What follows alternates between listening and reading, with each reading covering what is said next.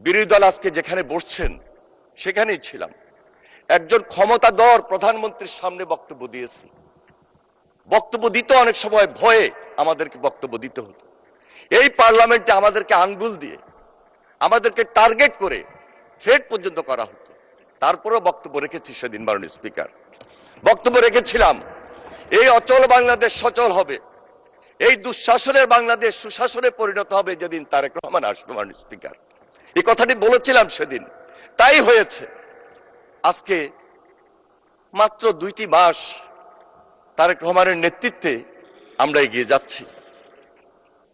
আপনি ভুল ধরবেন, কিন্তু ভুলের পাশাপাশি কতটুকু শুদ্ধ, কতটুকু উত্তম সেটাকে আগে বলে আমার ভুল ধরা উচিত মাননীয় স্পিকার।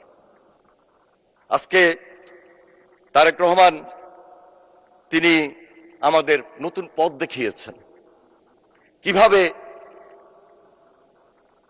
ফ্যামিলি কার্ড, কিভাবে কৃষি কার্ড, কিভাবে এই যে পিতার মতো একটা জনপ্রিয় কর্মসূচি, খাল খনন কর্মসূচি নিয়ে আসতে হয় এবং 60 দিনে 60টা কর্মসূচি নিয়ে জনগণের পাশে দাঁড়াতে হয়।